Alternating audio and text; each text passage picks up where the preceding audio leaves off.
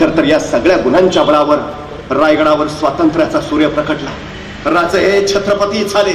या अंमल्यांच्या पातशाहीमध्ये एक मराठा एवढा पातशाह झाला, ही गोष्ट काही साधी झाली नाही असं बखरकारांनी त्याचं वर्णनही केलं. खर तर शिवरायांचा राज्याभिषेक होऊ नये म्हणून औरंगजेबाला जंग पछाडलं. राज्याभिषेक रोखायची जबाबदारी सुद्धा त्यांनी दिली होती. ती श्रीगोंद्याच्या शेजारी भीमेच्या काठावर बहादूरगड नावाचा एक किल्ला आहे. त्या किल्ल्यावर त्याचा दूध भाऊ होता. त्याचं नाव होतं खान जहान बहादूर खान कोकलताश हैबत जंग. कसं जोरदार नाव आहे, खान जहान बहादूर खान कोकलताश हैबत जंग. आता काय काय लोक विचारतात त्याची बायको कसं नाव घेत असेल. आपल्याला काय करायचं, नाव जोरात आहे ना, खान जहान बहादूर खान कोकलताश हैबत जंग. पूर्वी आपली सुद्धा नावं जोरात होती हो. शिवाजी, संभाजी, तानाजी, बाजी, येसाजी, कुणी नाव घेऊ द्या त्याला जी म्हणावंच लागायचं. मालक होतो आपण.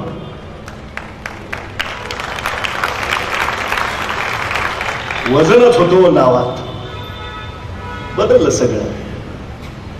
पण याचं नाव जोरात आहे, खान जहान बहादूर खान कोकलताश हैबत जंग. त्याला जबाबदारी दिलेली राज्याभिषेक रोखायची.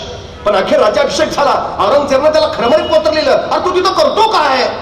या बहादूर खान औरंगजेबाला उत्तर पाठवलं, हुजूर बहुतेक खुदाचीच इच्छा होती शिवाजी छत्रपती व्हावे. काय अप्रतिम उत्तर पाठवलं होतं. पण त्याला माहिती औरंगजेब गप्प नाही बसणार. तो वैतागणार, संतापणार, राग काढणार. पण त्याला औरंगजेबाचं दुःख माहिती होतं. त्याला माहिती होतं की टेबला खालून दिलं की टेबलावरून काम होतं. त्यांनी लगेच औरंगजेबाला पत्र लिहिलं, हुजूर झाली चुकी, पण मी उत्तरेकडनं बराच प्रयत्न केला हो, पण मला राज्याभिषेक रोखताच नाही आला. अहो महाराजांनी राज्याभिषेकाचा दिवस काय ठरवलाय, 6 जून 1674.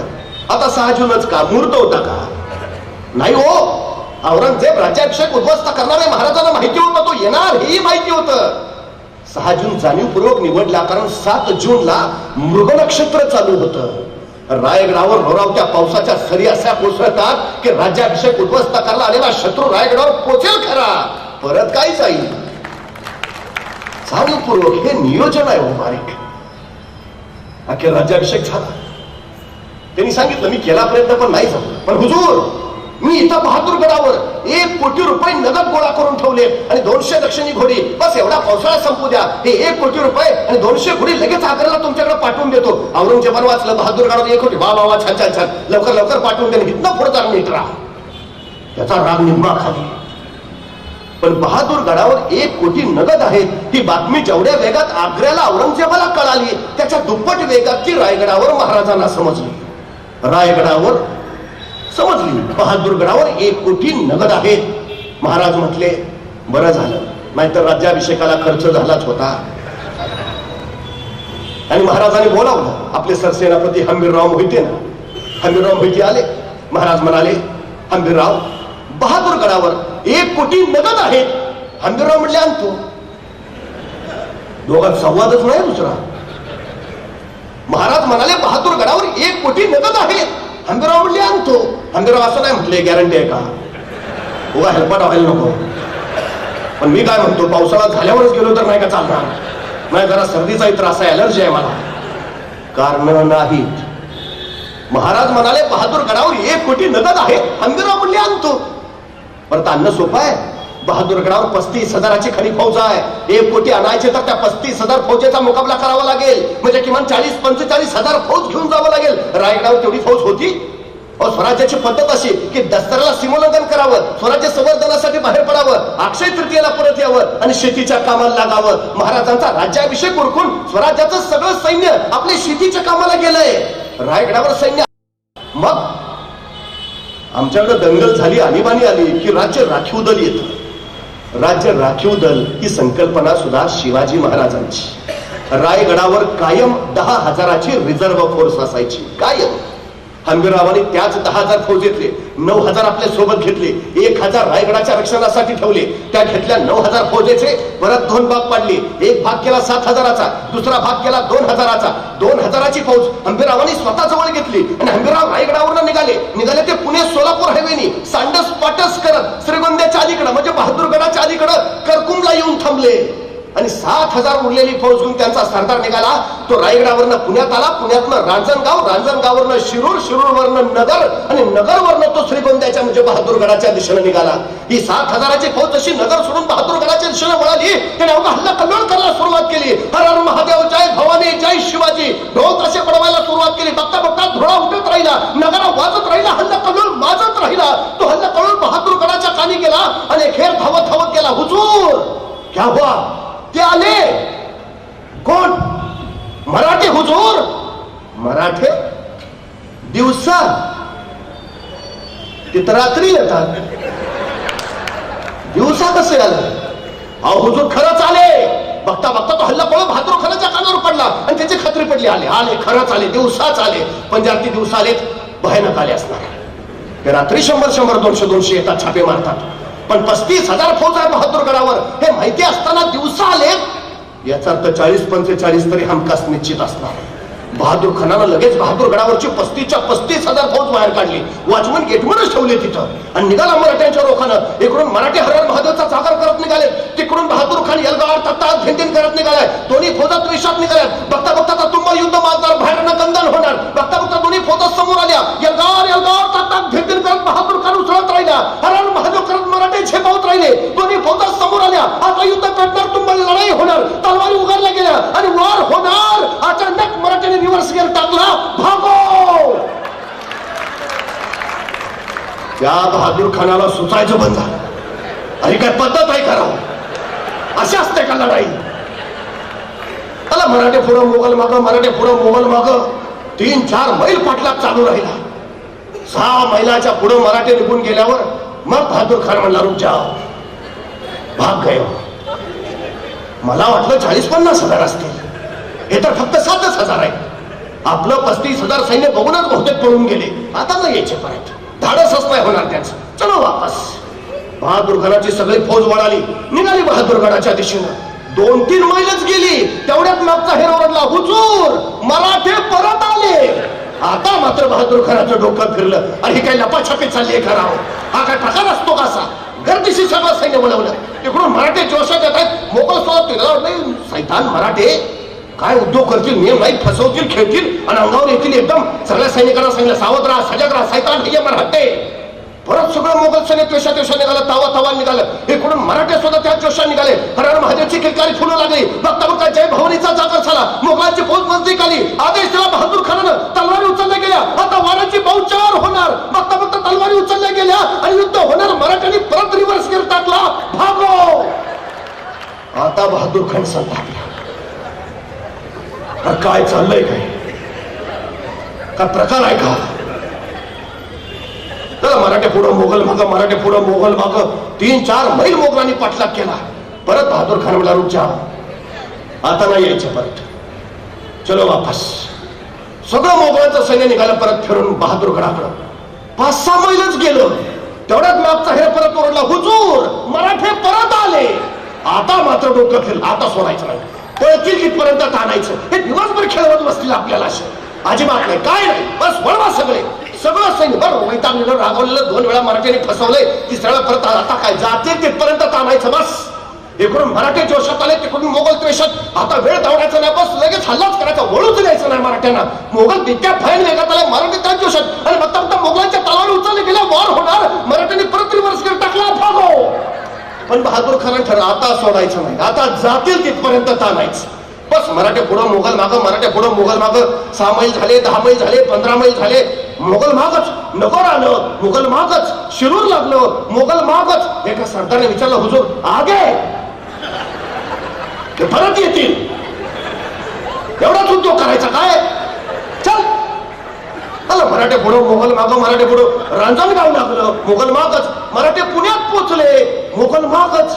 पण मराठे जसे पुण्यात पोहोचले, काही मराठे सासवडच्या घाटात, काही मराठे कात्रच्या घाटात आणि काही मराठे सिंहगडच्या घाटात. बहादूर खान पुण्यात आला खरा, पण मराठे कुठं दिसायचं ना. कहा गए? यही तो थे. त्याला सगळं मोगलांचं सैन्य दऱ्या खोऱ्याकडे कपऱ्या पालत्या घालायला लागलं. मराठे सापडेच ना. अहो त्याला काय माहिती आहे, सह्याद्रीच्या दऱ्या खोऱ्यात फक्त 3घच फिरू शकतात, एक वारा, दुसरा वाघ आणि तिसरे मराठे. चौथ्याचं काम नाही. शोधून शोधून सुद्धा सापडेना म्हटल्यावर मग बहादूर खान म्हटला, जीतम जीतम जीतम, जीत गए हम, भाग गए भगौड़े मराठे, भगा दिया उनको, अब नहीं आएंगे, उनके इलाके में मचा दी धूम, क्या सामने आएंगे, चलो आप. छाती काढूनच बहादूर खान निघाला, पराभूत केलं मराठ्यांना, निघाला तिकडं. पण बहादूर खान आपल्या 35,000 फौजांशी पुण्यात पोहोचलाय. एवढीच बातमी हेरांनी बहादूरगडच्या अलीकडं करकुमला उभा असणाऱ्या हंबीरराव मोहितेंना दिली. बहादूर खान 35,000 पुण्यात आहे, इकडचं रान मोकळच आहे. आणि मग 2,000 फौजांशी हंबीरराव सरळ बहादूर खानावर तुटून पडले. हे वॉचमन गेटमन फडफडून सुजवले, 1 कोटी रुपये उडवले, 200 दोक्षिणी घोडी मिळवली, जेवढा किल्ल्यात किमती सामान ऐवज होतं सगळं त्या 200 घोड्यावर लागलं. खरं तर हंबीररावांना तिथलं सगळं घ्यायचं होतं, पण नाईलाजानं घेता नाही आलं. शेवटी अत्यंत दुःखाने त्यांनी ते पेटवून दिलं. आणि मग 1 कोटी रुपये, 200 दक्षिणी घोडी, त्याच्यावर लादलेलं सामान घेऊन हंबीरराव परत करकुंब सांडस पाटस करत पुणे सोलापूर हायवेने रायगडावर. तिकडे जीतम जीतम करत बहादूर खान निघाला होता नगरवरनं बहादूरगडाच्या दिशेनं. जसा जसा बहादूरगड जवळ यायला लागला त्याला नुसता धूरच दिसायला लागला. त्याला काय कळेच ना. मग एक सुजलेला वाचलेला पुढे आला. त्याने विचारलं, ये क्या है? ते सुजलेला म्हणाला, हुजूर सब ले गए. कौन? मराठे हुजूर. मराठे? तो हम किनके पीछे थे? मराठों के हुजूर. तो इधर कौन आया था? मराठी हुजूर. ऐसा कैसे हो सकता है? ऐसा ही हुआ हुजूर. आणि मग त्याला कळालं, असं बनवलं होय. म्हणजे 7,000 फौजेनं आपल्याला इकडं पळवत नेलं आणि 2,000 फौजेनं तिकडं काम केलं. या खुदा कैसे है ये मराठे? सुचायचं बंद झालं हो त्याला. युद्ध न खेळता, 35,000 फौजेला सामोरही न जाता, आपला एकही मावळा न गमावता, स्वराज्याची कुठलीही हानी होऊ न देता शिवाजी महाराजांनी अलगद 1 कोटी रुपये मिळवले. हा शिवाजी महाराजांचा गनिमी कावा, ज्याला मी गुरिल्ला युद्धतंत्र म्हणतो. शून्यात्म विश्व उभा करणारा राजा, असं आम्ही महाराजांचं जे वर्णन करतो ना, ते एवढ्यासाठी. हाताशी फौज नाही, साधनं नाही, संपत्ती नाही, तरीही 1 कोट होणांचं राज्य या राजानं उभा केलं. शून्यात्म विश्व उभा करणारा राजा. आमचं अवघड झाला. महाराज शून्यात्म विश्व उभा करतात, आमच्याकडे सगळं रेडीमेड तयार आहे, तरी आमच्या हातून काय होत नाही. नाहीतर एखाद्याला ढाल द्यावे, तलवार द्यावे, एवढंच काय त्याला घोड्यावर घेऊन बसवावा, त्याच्या पुढे जाऊन त्याला रानात म्हणून सोडावा, मग म्हणावं, लेका आता तरी लढ. तरी पट्ट्या निवांतच. आणि लडकी लढू कसा? एक हातात ढाल आहे, दुसऱ्या हातात तलवार आहे, दोन्ही हात एंगेज आहेत, लढणार कसा? अरे मग निदान पळून तरी जा. पळू तरी कसा? घोड्यावर बसली दिसत नाही का? जो बाजूने अडचण आहे. मुंगी बघितली? मुंगी मुंगी ती मुंगी केवढीशी, तिचं डोकं केवढं असं, डोक्यातला मेंदू केवढा असा, तरी पण त्या मुंगीला बरोबर कळतं कुठल्या गावातल्या कितव्या आलीतल्या, कितव्या घरातल्या, कितव्या खोलीतल्या, कितव्या कपाटावरच्या, कितव्या फळीवर किती नंबरचा साखरेचा डबा आहे. सांगावं नाही लागत, रस्ता नाही दाखवावं लागत. मुंगी कणबरच असते, पण मनभर साखर फस्त करते. मराठे सुद्धा कणबरच होते, पण मनभर मोहन उद्ध्वस्त केले तर या निश्चयाच्या आणि निर्धाराच्या बळावर. महाराजांनी 1 कोटी मिळवली. आता पार्टी नाही हो.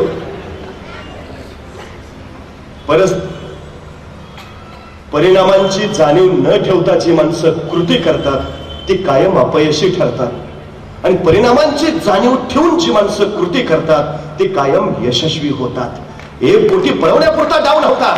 महाराजांनी त्याच्यानंतर काय परिणाम होतील याची चाहूल घेतलेली. त्यांना माहिती आहे बहादूर खान गप्पा नाही बसणार. तो नगरचं सैन्य गोळा करेल, नाशिकचं सैन्य गोळा करेल, औरंगाबादचं सैन्य गोळा करेल, तब्बल लाखाची फौज, त्याची 35,000, आणि लाखभर घेऊन तो रायगडावर हल्ला करेल. रायगडावर जर त्यांनी आता या समयी हल्ला केला तर आपली फौज किती? 10,000. मुकाबला होईल कसा? मग त्याचं आक्रमण रोखलं पाहिजे. कधीपर्यंत? आपलं सैन्य परत येईपर्यंत. आपलं सैन्य गावातून परत कधी येणार? पावसाळा संपल्यावर, म्हणजे 4 महिन्यांनी. म्हणजे 4 महिने बहादूर खानाचा रायगडावरचं आक्रमण रोखलं पाहिजे. सुरू झालं राजकारण.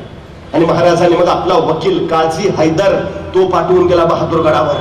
काझी हैदर बहादूर खानाची भेट घ्यायला आले, पण बहादूर खान भेटच घेणार. ते बाबा बनवतात फार. राजकीय वकिलाची भेट घ्यावी असा राजनैतिक नियम आहे. नाही लागलं त्याला भेटावं लागलं. मग ते काझी हैदर आले. बहादूर खानाने विचारलं, क्या है? मग काझी हैदर साहेब म्हणाले, हुजूर आपल्यावर कोसळलेल्या प्रसंगाची आम्हाला तीव्र जाणीव आहे. अशा दिवसा ढवळ्या एक कोटी हातातून जाणं याचं दुःख साधं नाही. पण हुजूर चुकून झालं, इट्स अन ऍक्सिडेंट, अपघात होता तो. आमच्या महाराजांना तुमच्या शक्तीची जाणीवच झाली नाही आणि म्हणून घडलं चुकून.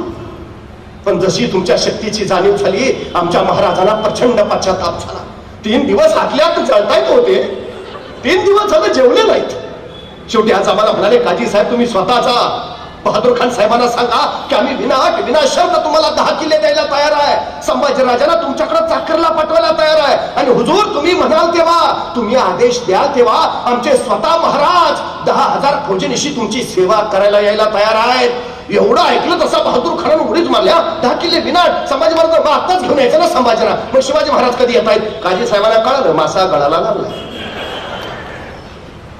मग काजी साहेब म्हणले, नाही हुजूर हे आमचे महाराज सगळं तुम्हाला देणारच आहे, देणारच आहे. फक्त आमच्या महाराजांची एक छोटीशी अट आहे. काय काय काय काय काय नाही, हे जे आमचं महाराज सगळं तुम्हाला देणार आहेत, म्हणजे 10 किल्ले, संभाजी महाराज स्वतः येणं, या सगळ्याला फक्त औरंगजेब बादशाहांची मान्यता हवी, बस. एकदा बादशाहांचे शिक्क्याचे कागद आले, हे सगळं तुम्हाला मिळाले. बहादूर कमला त्यात काय दिलं दिलं दिलं. पण आता आजच्यासारखी पद्धत नाही, लगेच औरंगजेबाचा मोबाईल नंबर फिरवला, हा बादशाहजी आलेत वकील महाराजांच्या, देतो म्हणतात 10 किल्ले संभाजींना पाठवतायत, महाराज स्वतः येत आहेत. हो नाही, फक्त शिक्क्याचे का ईमेल करताय, व्हॉट्सअपच पाठवून द्या. नव्हता हो का तसा. काय हवंय हे माहिती घेऊन इथून सांडणी स्वार आग्र्याला जाणार, त्याला पोहोचायला लागणार 2 महिने. तिथून तर औरंगजेबाचे शिक्क्याचे कागद घेणार, परत महाराष्ट्रात येणार, यायला लागणार 2 महिने. झाले किती, आक्रमण किती काळ रोखायचं आहे. पेडगावच्या शहाण्याची म्हण ऐकली, पेडगावचे शहाणे ऐकली असेल प्रत्येकाने. हा बहादूरगड पेडगाव मध्ये आहे आणि हा तिथला शहाणा बहादूर खान, त्याच्यावरनं म्हण पडली पेडगावचे शहाणे. त्याला कळलंच नाही काही. आता शिवाजी महाराज 10 किल्ले द्यायला तयार आहेत, संभाजीला पाठवायचं, मग हल्ला करायची गरज काय. 4 महिने तो निवांत. इकडं महाराजांनी मात्र या 4 महिन्यात 80,000 फौज रायगडावर गोळा करून ठेवली. आणि मग महाराज म्हटले, ये आता कधी पण तिकडून औरंगजेबाला पत्र पाठवलं 4 महिन्यानंतर. अहो मानाचा हत्ती पाठवला बहादूर खानाला, साधा पराक्रम नाही हा. अहो दख्खन घ्यायला आलेले सरदार एक खण घेता आला नाही त्यांना. औरंगजेबाच्या कुठल्याही सरदारला गड जिंकता आला नाही महाराजांचा. आणि या बहादूर खानानं 10 किल्ले ऐके मिळवले. केवढा मान सन्मान औरंगजेबानं केला, मानाचा हत्तीच पाठवला. बघितल्यावर बहादूर तर काय बेफाम खुश. त्यांनी लगेच आपले 2 वकील त्यांना सांगितलं, हे शिक्क्याचे कागद घ्या, पहिली रायगडावर जा, आता घेऊन या 10 किल्ले, संभाजी महाराज काय काय देताय ते पटकन. मग बहादूर खानाचे वकील रायगडावर गेले, महाराजांनी भेटायला बोलावले. मग महाराजांनी विचारलं, काय आहे. नाही, ते तुमचे वकील आले होते आमच्याकडे. कोण? ते काजी हैदर. कशाला? ते तुम्ही नाही का आमची 1 कोटी पळवली. कधी? अहो तुमचे ते हंबीरराव आलते. कुठं? आमच्या बहादूरगडावर. कशाला? अहो 1 कोटी पळवायला. कुणाचे? अहो आमचे पळवले ना. त्याच्यानंतर तुमचे वकील आले, मग ते म्हणले 10 किल्ले देतो, संभाजी महाराजांना चाकरला पाठवतो. तारणी सुटले महाराज. तुमच्या त्या बहादूर खानानं तलवारीचा असा कुठला ते दिमाग दाखवा मास की आमचा पुत्र धरावा त्याच्याकडे, तुरंत चालते व्हा, नाहीतर अपमान पावाल. मान खाली घालून गेले वकील. तिकडे बहादूर खान वाटच बघत होता. जसे वकील आले तसा पुढे गेला. क्या क्या क्या हुआ? वकील म्हटले, पुन्हा फसवलो. डोकं मारून घ्यायची पाळलेली बहादूर खानाची. बरं करतो का, त्यात सगळं कळवलं औरंगजेबाला. शिक्क्याचे कागद आता काय. या बहादूर खानानं प्रामाणिकपणे परत सगळं औरंगजेबाला कळवलं की त्या शिवाजीने आम्हाला परत फसवलं. एवढं कळाल्यावर औरंगजेबानं या बहादूर खानाला खरमरीत पत्र लिहिलं. ते खरमरीत पत्र खरं तर आम्ही आमच्या पोरांच्या पाठ्यपुस्तकात छापायला पाहिजे. औरंगजेब लिहितो, अरे तुम्ही माझे सरदार, इथून प्रचंड खजाना घेऊन जाता, अफाट बचमियत घेऊन जाता, बलाढ्य सैन्य घेऊन जाता, तिथं त्या सह्याद्रीच्या दऱ्याखोऱ्यात त्या शिवाजी राजाबरोबर लुटूपुटूच्या लढाई खेळता आणि नंतर मला कळवता त्या शिवाजीने आम्हाला फसवलं. अरे तो शिवाजी तुम्हाला फसवतो तरी कसा आणि तुम्ही फसता तरी कसे. बहादूर खानानं याही प्रश्नाचं उत्तर पाठवलं. तो म्हणला, हुजूर तुम्ही मला विचारलं तो शिवाजी राजा आम्हाला फसवतो कसा आणि आम्ही फसतो कसे. हुजूर तो शिवाजी राजा आग्र्यात सुद्धा आला होता. तुम्हाला कसं फसवलं, आम्हालाही तसंच फसवलं. आपल्या पुऱ्या हयातीत औरंगजेब चुकून महाराष्ट्रात आला नाही, त्याला भीती होती. अहो, सरदारांचा पराभव झाल्यावर किमान त्यांच्यावर रागावता तरी येते, पण शिवरायांनी आपलाच पराभव केला तर रागवायचं कुणावर? चुकून नाही आला तो.